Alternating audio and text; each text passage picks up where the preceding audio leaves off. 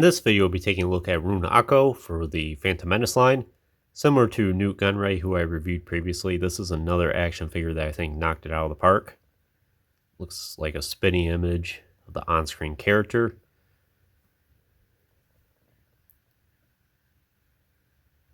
Very nice sculpting work, great paint job. And I think in some ways he's a little bit better than Newt Gunray, and that's mostly in the articulation department. At least he has a little bit more mobility about him, and you can get him in a little bit better pose, I think. A little more politician-like.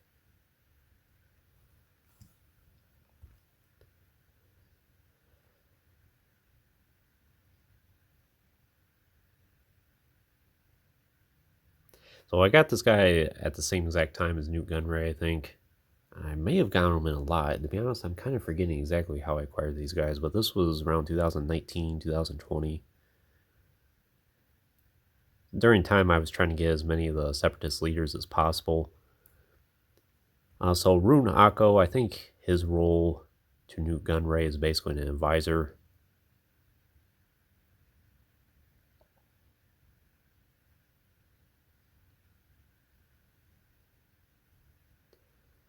So for his hat here, very elegant. Looks pretty good. You can see the back of his head here.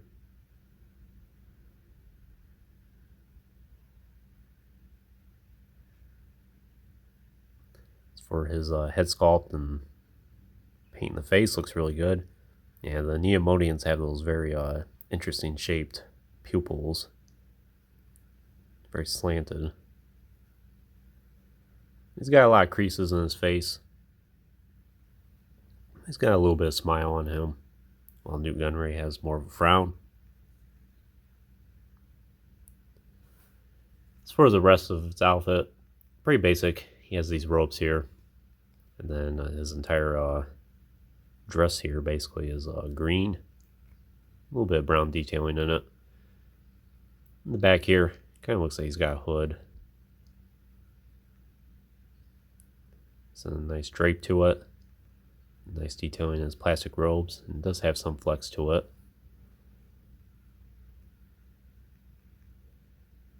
And his arms there. Nice detailing in the robes.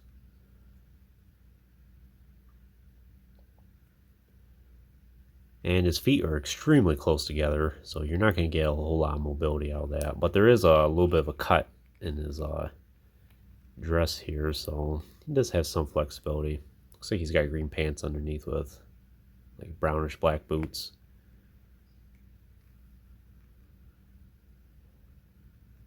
Similar to a lot of these other politician action figures at this time, his only purpose is really just to stand in the background and look good. And that's all you really need him for. In terms of his articulation, he does have a swivel at the neck here, and swivel shoulders. He does have swivel elbows, which is nice, something that Newt Gunray does not have. Nothing in the wrist. He does have waist articulation. So in fact, let me check real quick to see if Newt Gunray... Yeah, he actually does have waist articulation as well, but again, it's kind of useless because of the bulkiness of his robes.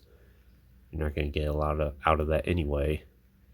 And I think he does have a little bit of a swivel at his feet there. Again, since they're so close together, and he's not going to have problems standing anyway, it doesn't really serve a whole lot of purpose.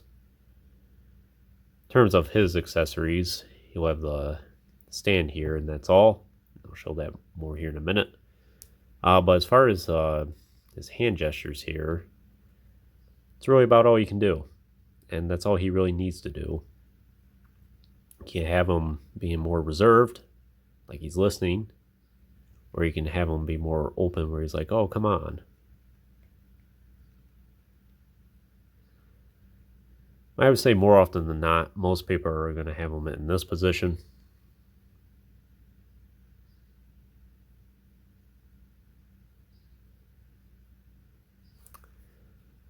So let's see what some of his voice lines are. We have him on the run, sir.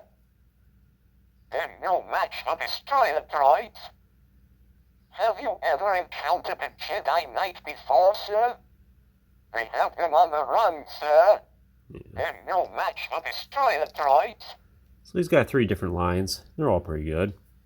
About the extent of everything Rune Haako says. Suppose they could have added, you didn't tell him about the missing Jedi. So he's number 34, and then status, Neomodian Trade Viceroy. Oh, so he's a Viceroy too? Okay.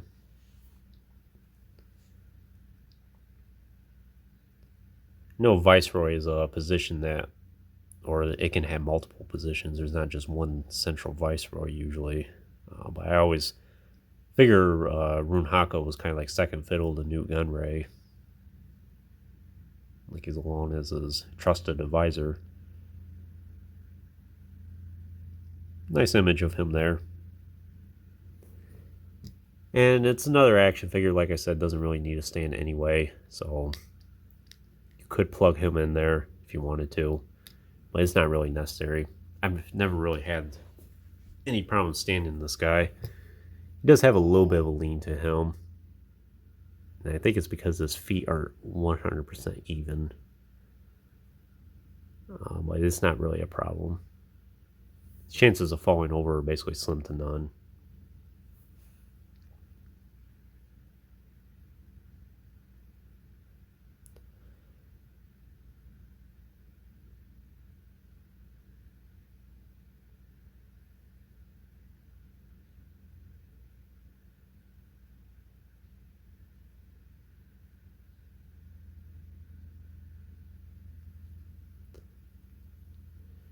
His hat is separated at the tips up here. Kind of looks like they be one piece together, but they're not.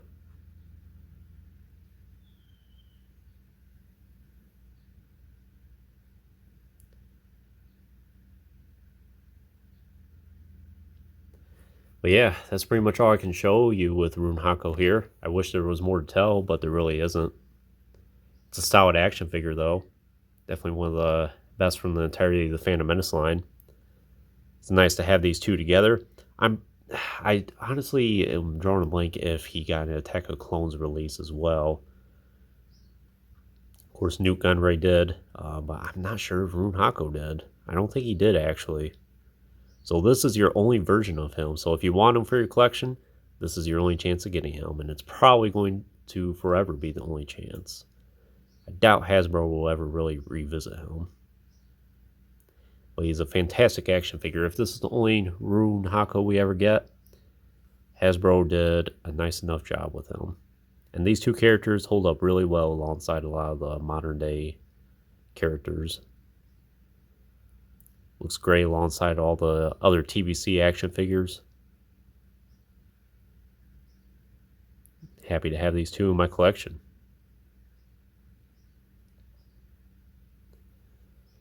But anyways, that concludes this review. I hope you enjoyed it. Stay tuned for plenty more reviews in the future. There will always be more to come. If you haven't already, please like the video and subscribe to the channel. I always appreciate all your support. And check out some links in the description if you have not done so already. As always, thanks for watching.